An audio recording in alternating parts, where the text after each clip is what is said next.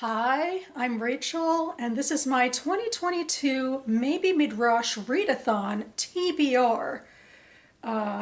This is a readathon that was started by Jason at Old Blues Chapters and Verse, and he is hosting it alone this year, and I will link to his announcement video down below.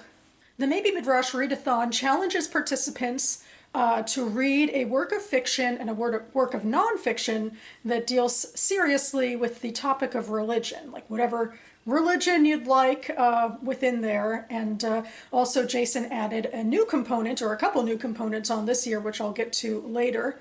As for the books, I've actually, this is my second or third year participating, and I knew since January or February which ones I would like to read, and I think I've even talked about them on other videos, but I figured I would be official now and bring it all together. So, starting with my nonfiction pick, I'm going with Beyond the Synagogue, Jewish Nostalgia as Religious Practice by Rachel B. Gross, which I thought was interesting because it talks about an aspect of religious life when religion is perhaps on the downswing. I mean, even the use of religion might not be as traditional as usually you would think of as a religion being, some sort of like faith practice or something about God, whereas this I think is going to focus more on the nostalgia of peoplehood and of times past, of history of peoplehood. So yeah. And for fiction, I am reading The Slaughterman's Daughter by Yaniv Itzkovitz, and this was translated from the Hebrew by Or Sharf. This book is about Jews in the Pale of Settlement, I think around 100 or so years ago. And it is supposed to be a departure from most, shtetl life sort of fiction. I think it's supposed to be grittier and maybe, I don't know if more real is the right term, but sort of giving a less nostalgic, I believe, look into the lives of some of these people in this time period. Which is why I thought it would be a good complement to this book, where we're going kind of deep into nostalgia from the past. And this one, I think, is challenging us to get out of this nostalgia for the past. So, I don't know, there's a weird sort of sub-theme that I've gotten myself into here that I'm very excited about.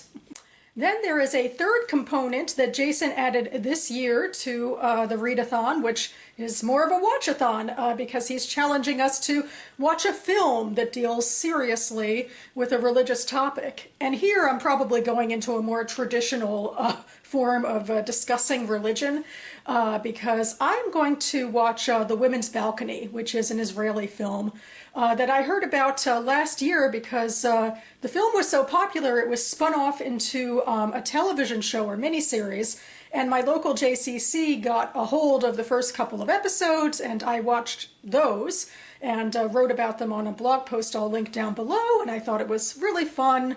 And I always have been meaning to get to watching the actual movie that this show was based on, but for whatever reason I didn't. Time gets away from you, or maybe I just didn't feel like I was in the mood or something. But now I can use this readathon to finally do it. And the premise of the story takes place in a modern Orthodox neighborhood in Jerusalem. I believe they get a rabbi or a temporary rabbi who is more ultra-Orthodox, and he's sort of sidelining the women of the community out of the community. It's called the Women's Balcony because in many Orthodox synagogues, the women, there's a separation between the sexes, and the women are on the balcony. That's their spot, and he's trying to get rid of that space, and and that's their space. And I think it is really a film, a comic film actually, about strong-willed women who want to keep their traditions and not be threatened by someone with a different outlook on where they should be in their own community. So, I'm always excited when, traditional, women can, actually be shown to, have strong opinions and even fight back against the patriarchy, really. And it shows also, it shows the diversity and complexity of Orthodox traditions, which usually seem so monolith, I think, from the outside. So I will link to that trailer down below. And the fourth thing Jason asked us to do is sort of start little groups on Voxer to talk in, I guess, grander terms about our interactions with religion and how our reading has shaped them over the month. And I guess this is the most challenging aspect for me. I guess, first of all, being, you know, on the Tatooine of BookTube. I'm not in social circles, as it were, at least with the people I've found so far who are participating in this readathon. Also, generally, I believe everybody else is reading Christian books. It could be that other religions are, you know, being represented elsewhere, and I just haven't found those videos. And you know, in a general sense, it doesn't, you know, matter, I guess, which religion. Although I have trouble, you know, with this in Judaism. Judaism is, you know, much bigger to me than just religion. It's not just about belief. I guess I'd first go into it's about belonging, but I think it's deeper than that too. It's about peoplehood. The founder of the denomination I grew up in, Mordecai Kaplan, his big thing was pushing Judaism and saying it's a civilization, and he wrote a lot on that topic. And Yair Rosenberg, who is a Jewish thinker of today, he wrote I think a tweet thread to be in modern parlance about you know, sort of the broader identity of Jews, because it really is, I think for the majority of Jews, much bigger than religious practice.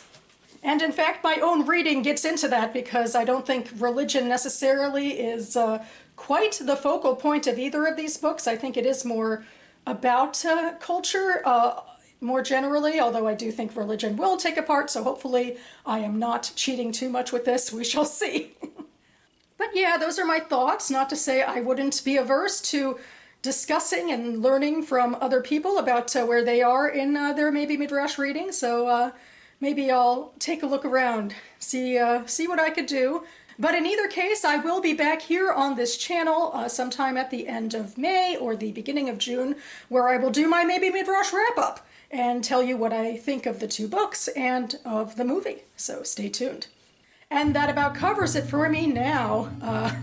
So we're in to May now, as it were, and I was hoping it would be an easier start to the month than April was, but alas, I was sorely mistaken, and I spent most of yesterday in the animal ER with my cat. Not to go into all of the TMI details, but basically I was sitting alone in this little patient room for hours, and every now and then the doctor would pop in and talk to me about how the operation was going on my cat. And so it was a big feeling of purgatory, and like my, you know, anxiety was just kind of ratcheting up, especially, I guess, feeling so helpless alone in a little room staring at a wall. I am hopeful that I can get back to that, you know, light at the end of the tunnel phase of Missy's health crisis from last month. But this has been quite the challenging little journey for me. I'm hoping it doesn't debilitate me, like, you know, emotionally too much. I certainly have a lot of reading I want to get done this month. Part of the reason I might be pushing the Maybe Midrash next video to June is because my biggest goal is I have to get through the BookTube Prize quarterfinals before the ballot is due at the end of this month. So whatever I can do to, you know, keep myself focused on that more than even the Maybe Midrash Readathon, which I am also excited to get to. But, you know, can only juggle so many balls, I guess. So we'll see how it all goes.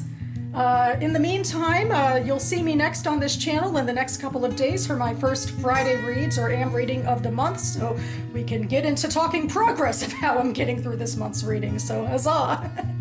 Thanks so much for watching, everyone, and thank you to Robert for putting together this readathon for the third year in a row. I'm looking forward to it, and I'll see you next time.